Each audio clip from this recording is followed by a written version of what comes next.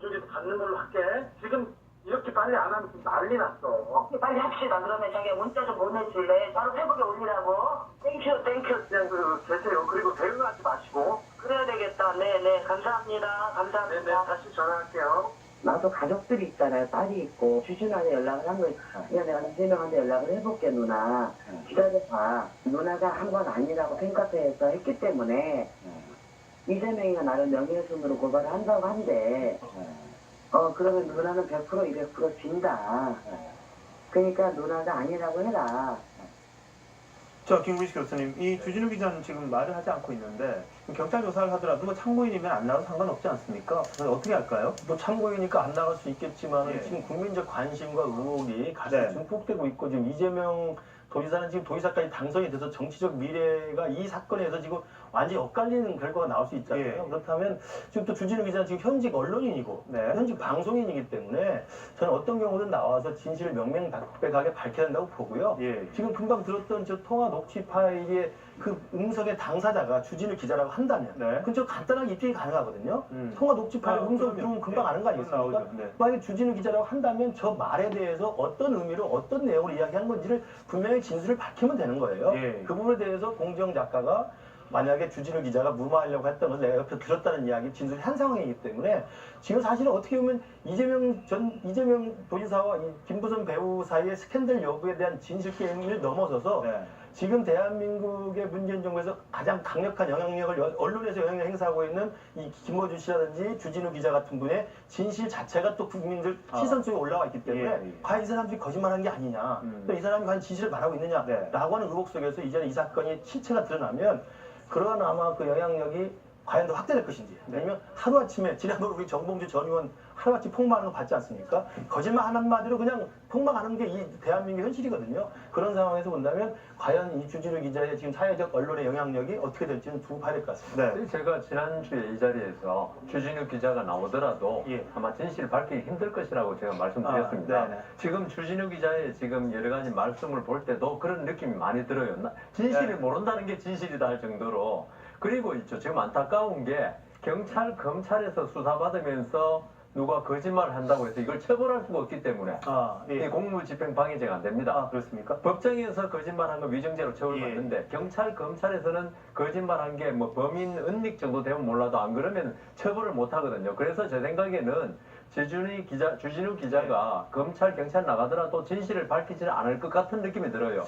다만 이게 경찰이 그럼에도 불구하고 검찰이 예. 기소를 해가지고 네. 법정에서 증인으로 채택되면은 그때는 이제 진실을 말해야 되겠다. 알겠습니다. 조금 전에 김구식 교수님이 말씀하셨던 그 정봉주 전 의원의 거짓말과 인한 폭망 그 부분은 뭐 기억이 좀 다를 수도 있었던 부분이니까 꼭 거짓말 단량이 힘들 것 같고요. 나중에 폭망이란 말도 너무 과한 말씀 같아요. 정치적으로 제기가 불가능해요. 일단 그 부분은 나중에 정치를 제기도 할 수 있으니까 그 부분은 하지 않았다고 조금 했는데 완화하도록 나중에 이제 하겠습니다. 카드 내역이 드러나서 진실 드러났죠. 갔다 왔던 예. 거는 이제 일단 그 부분은 맞는데 예, 이제 예. 거짓말인지 아니면 기억이 좀 없었던지 그 부분은 좀 불확실하니까 넘어가도록 하겠습니다. 알겠습니다. 자, 근데 김어준 씨도 또 등장을 합니다, 여기. 근데 김어준 씨는 이제 적절한 시기가 되면 스캔들과 관련한 증언을 내놓겠다 이렇게 말을 한 적이 있습니다. 출연했던 하태경 의원에게 역 질문을 당하면서 본인의 이야기를 한 건데요. 그 부분 한번 들어보실까요?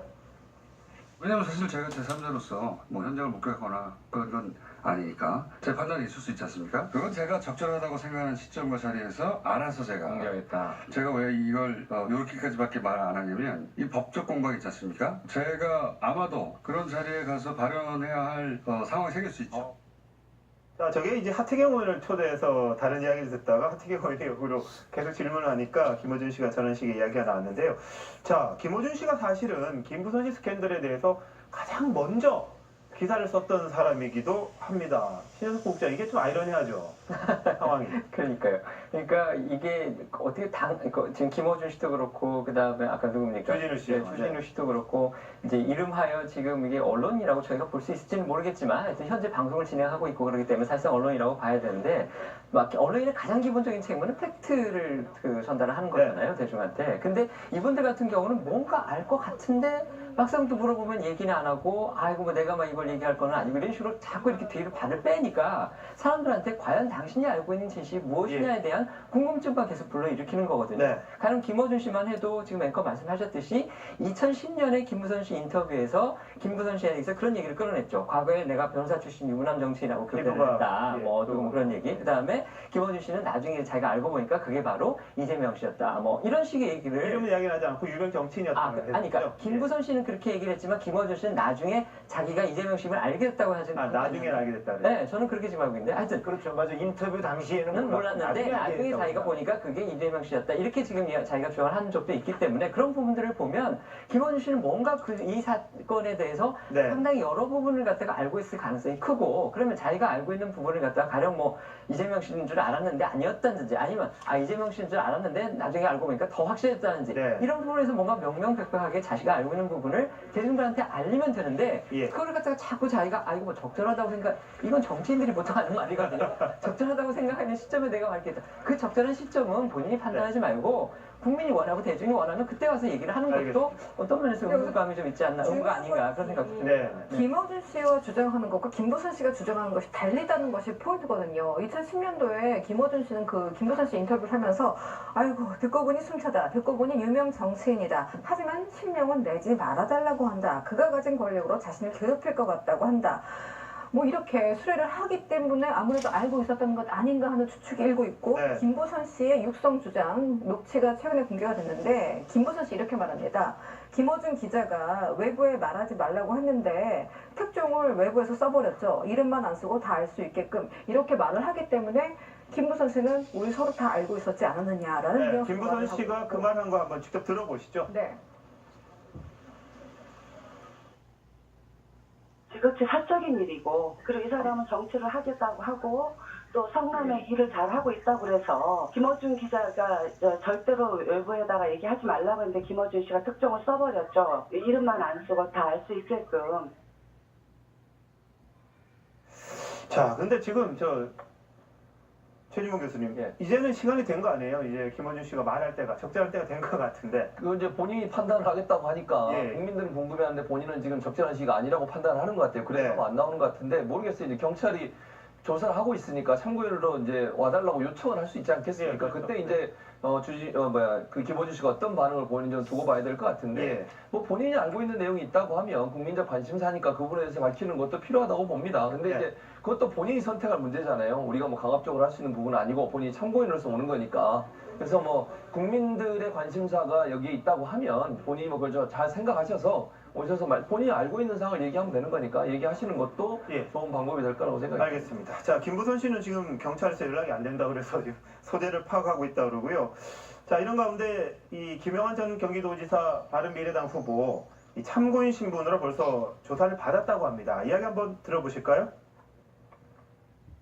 우리가 고발한 게 있어요, 우리 고발한 조사만 해봤어요. 당이 이재명 씨를 고발했으니까, 그거 이제 경찰서에서 그 조사가 진행돼서, 그거 가서 받고 왔죠. 우리가 가보니까 열심히들 하고 있고요. 그분들도 뭐 정말 사실에 가깝게 살려고 하는 그런 것이어서, 수사 의지가 있는 것 같다. 그런 자, 여 변호사님, 이 사건 그럼 어떤 식으로 진행이 됩니까, 앞으로?